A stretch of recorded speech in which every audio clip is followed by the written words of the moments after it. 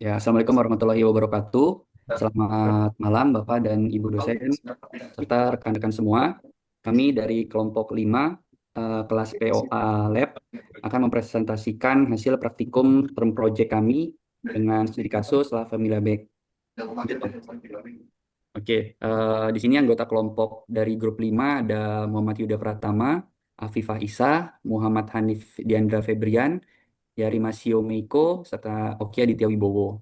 Pada proyek ini kami menganalisa bagaimana konsep utama dalam produksi dan operation analysis dapat diterapkan secara terintegrasi dalam proses manufaktur sepeda, mulai dari peramalan permintaan, perencanaan agregat, penyusunan jadwal produksi, hingga pengendalian persediaan dan penjadwalan operasi pabrik.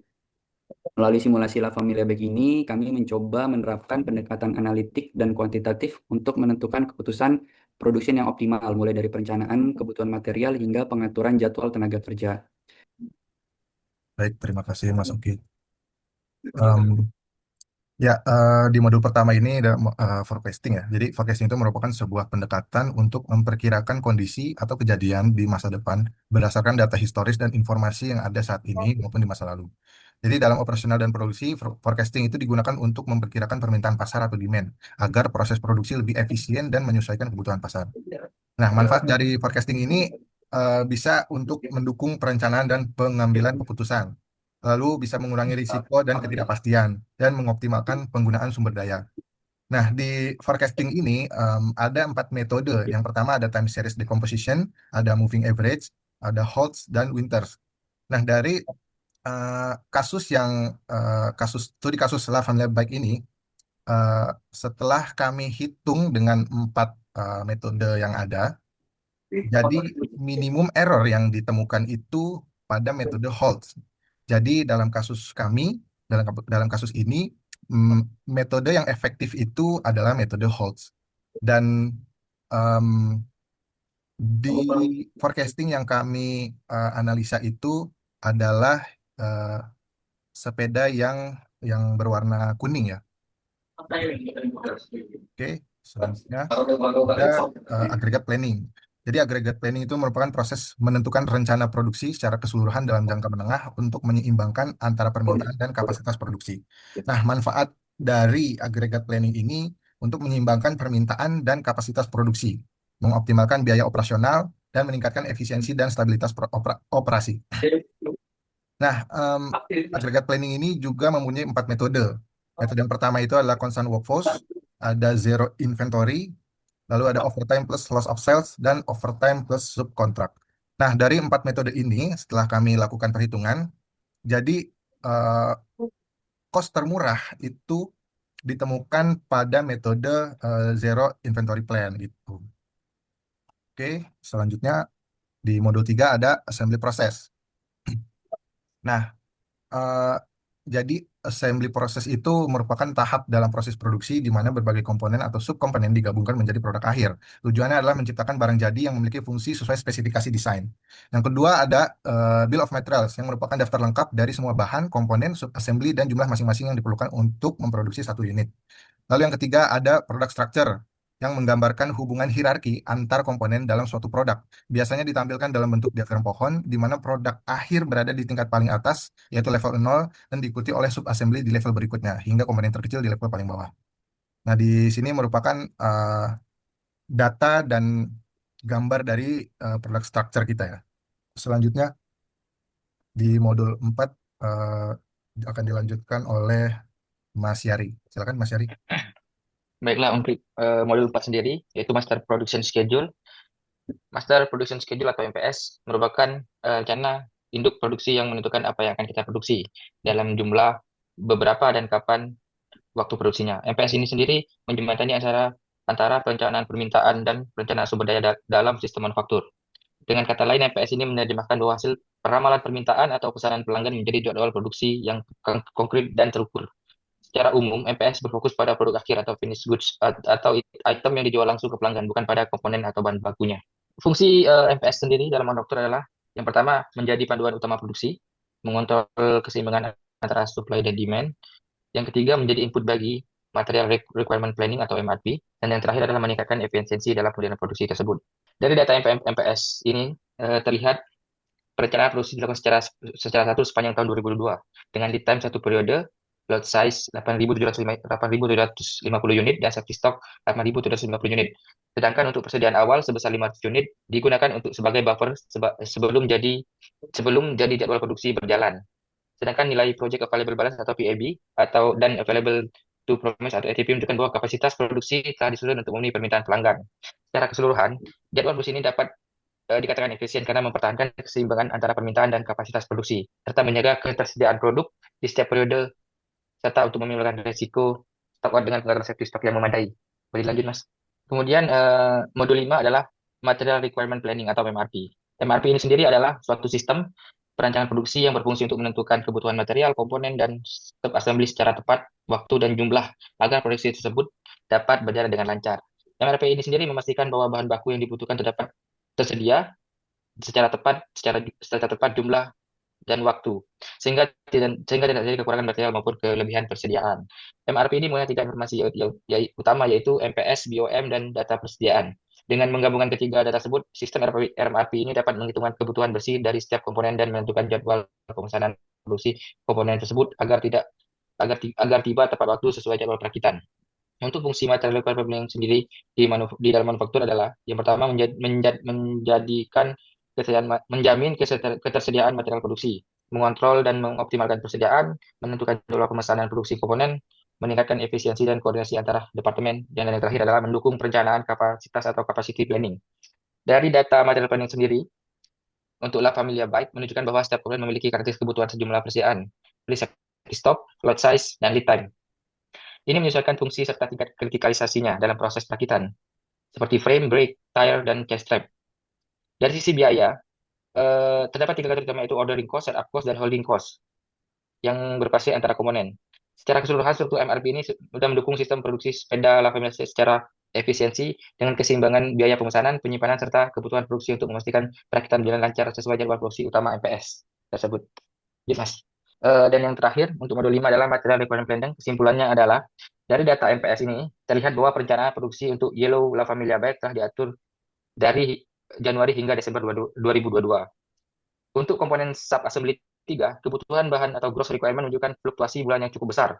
Namun pengaturan lead time atau satu periode, lot size 40 unit, dan safety stock 238 unit.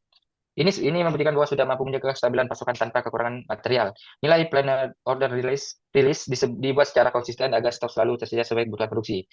Untuk demikian pula assembly 3 dengan lead time 1 periode dan safety stock 270 unit mengikuti pola permintaan pada akhir, sehingga kebutuhan material dapat terpenuhi tepat waktu. Secara keseluruhan bisa disimpulkan bahwa sistem Master Production Schedule atau MPS dan Material Requirement Planning pada La Familia Byte sudah berjalan secara optimal. Perencanaan waktu jumlah produksi serta stok kontrol stok tersusun dengan baik sehingga proses dapat berlangsung lancar dan efisien sepanjang tahun. Mungkin akan dilanjutkan oleh teman saya, Mas Oki. Ya, pada bagian ini kami membahas terkait load sizing. Load sizing merupakan proses menentukan jumlah pemesanan bahan baku atau komponen yang optimal dalam satu periode produksi. Tujuan utamanya adalah untuk menyeimbangkan antara biaya pemesanan dan biaya penyimpanan, sehingga total biaya persediaan dapat diminimalkan.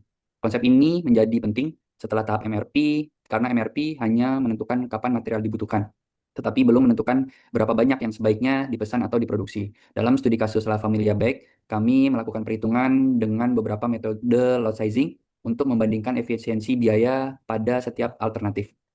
Selanjutnya, Bang. Metode pertama yang digunakan adalah Silver Mill Method. Pendekatan ini mencari periode pemesanan yang memiliki biaya rata-rata per unit paling rendah. Secara konsep, metode ini akan menambah periode pemesanan selama biaya rata-rata masih menurun. Namun, ketika biaya rata-rata mulai meningkat, maka periode sebelumnya dianggap paling optimal.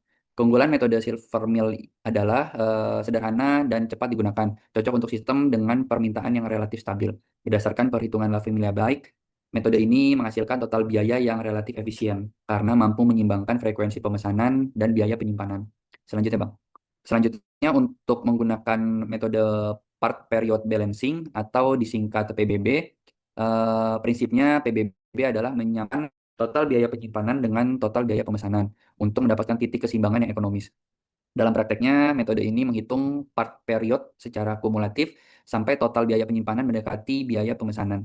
Kelebihannya adalah metode ini lebih adaptif terhadap variasi permintaan antar periode, sehingga cocok untuk sistem dengan fluktuasi permintaan. Pada kasus La Familia Bike, hasil perhitungan menunjukkan bahwa metode PBB memberikan kombinasi periode pemesanan yang lebih seimbang dibanding Silver Mill, dengan biaya total yang hampir setara namun frekuensi pemesanan lebih optimal. Selanjutnya, Bang. Metode list unit cost atau LUC, konsep dasarnya hampir sama dengan Silver Mill, tetapi metode ini mempertimbangkan biaya total per unit termasuk biaya penyimpanan dan pemesanan secara kumulatif.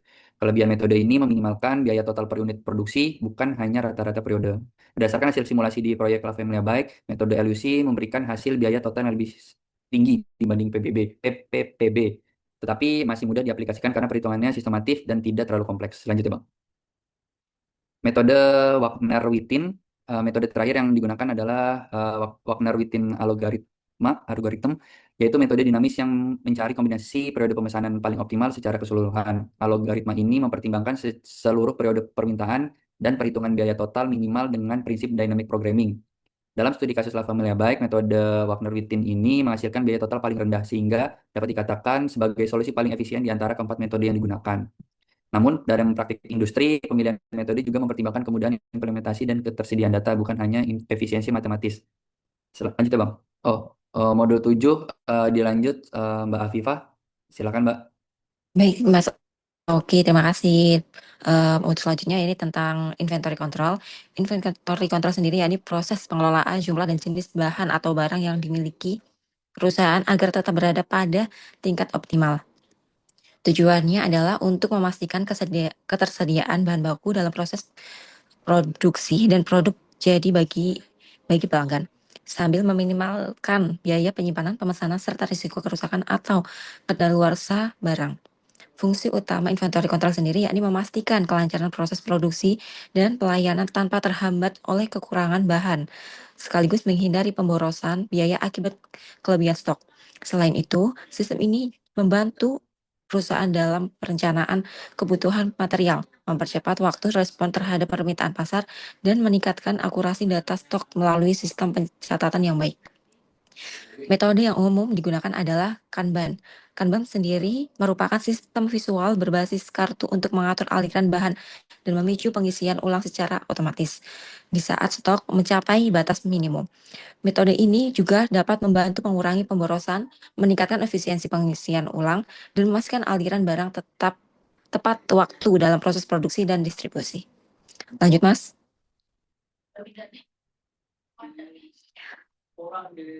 Untuk selanjutnya ini menurut operation schedule. Operation schedule yakni rencana terperinci yang mengatur urutan waktu dan alokasi sumber daya untuk setiap aktivitas dalam proses produksi. Jadwal ini mencakup kapan suatu pekerjaan harus dimulai dan diselesaikan, mesin atau peralatan mana yang digunakan. Tujuannya sendiri untuk memastikan bahwa seluruh kegiatan produksi berjalan secara efisien, terkoordinasi, dan sesuai dengan Master Production Schedule (MPS). Dengan adanya Operation Schedule, perusahaan dapat meminimalkan idle time mesin, mengurangi penumpukan pekerjaan, serta meningkatkan memanfaatkan kapasitas produksi.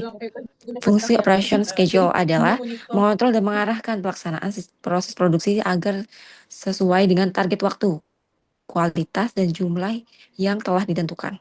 Selain itu, jadwal ini membantu dalam penentuan prioritas kerja, pemantauan kemajuan produksi, serta pengambilan keputusan cepat bila terjadi keterlambatan atau hambatan di lini produksi.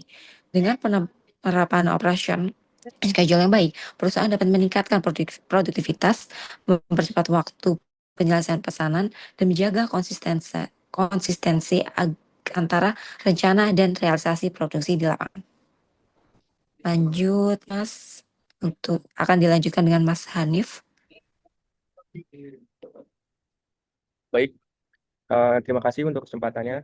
Saya di sini akan menjelaskan tentang operation scheduling, tentang Gantt chart. Gantt chart ini adalah dalam operation scheduling adalah alat visual yang digunakan untuk merencanakan, menjadwalkan, dan memonitor urutan kerja dalam suatu proses produksi atau proyek. Di diagram ini menampilkan daftar aktivitas di sisi kiri dan garis waktu di bagian atas. Sementara setiap aktivitas digambarkan sebagai batang horizontal yang menunjukkan kapan pekerjaan dimulai, berapa lama berlangsung, dan kapan selesainya. Dengan Gantt chart, manajer dapat melihat urutan proses, tugas yang saling bergantungan, serta mengidentifikasi bottleneck atau keterlambatan yang mungkin terjadi. Secara sederhana, Gantt chart membantu memastikan bahwa seluruh aktivitas produk berjalan efisien, terkoordinasi, dan tepat waktu. Oke, next slide.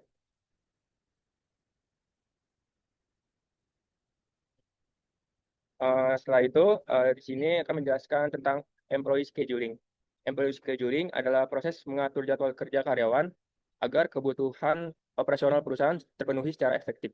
Dalam proses ini, manajer menentukan siapa yang bekerja pada hari apa dan jam berapa untuk produksi hari itu, sesuai beban kerja dan keahlian karyawan serta aturan dari perusahaan tersebut. Tujuannya adalah memastikan jumlah staf selalu tercukupi, menghindari kelebihan atau kekurangan tenaga kerja, menjaga keseimbangan beban kerja, dan tetap mematuhi aturan setiap jam kerja maksimal atau lemburnya. Dengan employee scheduling, perusahaan dapat meningkatkan efisiensi, kualitas layanan, serta kepuasan karyawan karena jadwal yang lebih teratur dan adil. Next slide. Untuk bagian ini, Lingo adalah sebuah perangkat lunak atau software yang digunakan untuk memecahkan masalah optimisasi matematika, seperti pemecahan masalah bentuk linear programming, integer programming, dan non-linear programming. Lingo membantu pengguna merumuskan model matematika secara lebih sederhana dengan menggunakan bahasa pemodelan yang ringkas, lalu menyelesaikan menggunakan algoritma optimisasi yang cepat dan efisien. Software ini banyak dipakai dalam bidang manajemen operasi, logistik, perencanaan produksi, penjadwalan, hingga riset operasi. Kelebihan utama dari software Lingo adalah kemampuannya menangani model yang kompleks dan memberikan hasil optimal beserta analisisnya. Seperti nilai fungsi objektif dan sensitivitas secara singkat, Lingo adalah alat bantu yang mempermudah proses mencari solusi terbaik dari suatu permasalahan tersebut yang berbasis angka atau sumber daya terbatas yang dapat diselesaikan oleh Lingo tersebut. Baik, untuk slide selanjutnya akan dijelaskan oleh saudara saya, Afifah. Baik, terima kasih Mas. Untuk kesimpulannya sendiri, dari seluruh materi tersebut menunjukkan bahwa keseluruhan konsep tersebut saling berkaitan dalam membentuk sistem produksi yang efisien, terintegrasi, dan berorientasi pada kualitas. Setiap komponen memiliki peran penting dalam mengurangi pemborosan, mengoptimalkan sumber daya, serta memastikan aliran kerja yang struktur dari perencanaan hingga pelaksanaan produksi di lantai pabrik. Efisiensi dalam manufaktur bukan hanya kepada mesin atau teknologi, tetapi pada koordinasi yang baik antara manusia, proses, dan informasi. Assembly, proses, BOM, dan product structure memberikan dasar teknik perakitan produk, sementara MPS, MRP, lot sizing, inventory control, dan operasi schedule berfungsi sebagai alat manajerial untuk mengatur kapan, berapa banyak, dan bagaimana produksi dilakukan.